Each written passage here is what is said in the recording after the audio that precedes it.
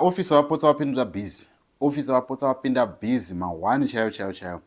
I think munorangarira kuti for the past few years we have been having incidences ekuti Mupurisa anogona kukwadzwa nemahwindi and all of that.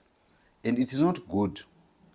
I want us to watch this video and then I'm going to come back to kuudzira kuti ndofungei nenyaya.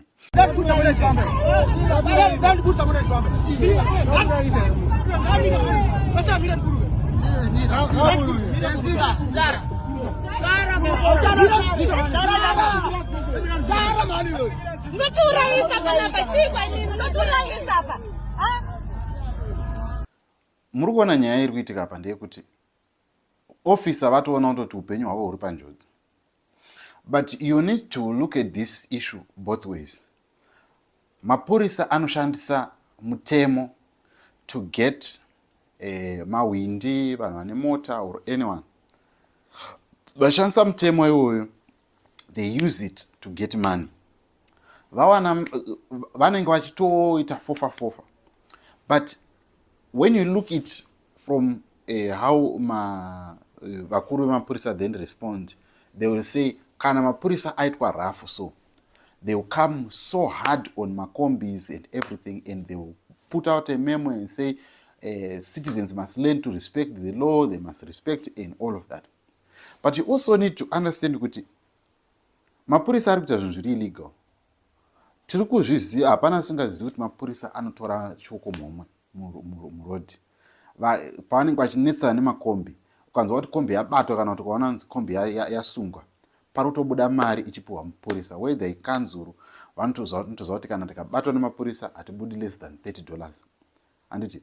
So now, mvunzo wangu ndewekuti, why do they go to these extremes yekutoda kutobva vatopinda kuti wahadhila nemoyo vachidai so ivo vachiziva kuti ivo zvavari kuitawo zviri illegal. Of course tinotarisira kuti munhu kana ane kombi kana kuti ane mota anofanira kunge ane mapepa akakwana. But chandinoziva ini ndechekuti hapana mupurisa anokushayira mhosva ukangosvika murodhi. Like hapana cho, and in most cases unogona kunge usina mhosva and mupurisa ongokutsvagira kana kamhosva kasina kana nebasa rese, and unogona kutosungirwa izvozvo, and mapurisa it's always their word against yours, and the word of the policeman is always believed kudarika rako iwe citizen, and it's a problem. Handizivi hangu kuti tingazvikadzise sei. I understand kuti nyika yedu yakaoma and mapurisa vakaomerwawo, vanhu vakaomerwawo, but there needs to be a solution. Otherwise, ini I foresee kuti pachazoita maproblems pamberi apa. One day ticharasikirwa neupenyu hwemapurisa akawanda, and vanhu vachangogumisira varwadziwa. Nekuti ukaona ukaramba uchipusha munhu kusvika kumadziro, paanosvika kumadziro chasara kuti anenge akuuya kwauri. Ndo zvazvinenge zvasara. Handizivi kuti munoionawo sei nyika nyaya iyi, munoiona sei nyaya yeMazimbabweans, kuti hondo yemapurisa nemakombi uri nevanhu vemota ingapedzwe sei. Nyaya dzechiokomuhomwe, mapurisa anenge achiti tiri kuita basa redu, avo vachitiwo no tirido kutsvagawo mari, vakuru vachona vachiti no musatyore mutemo. Zvoitwa sei?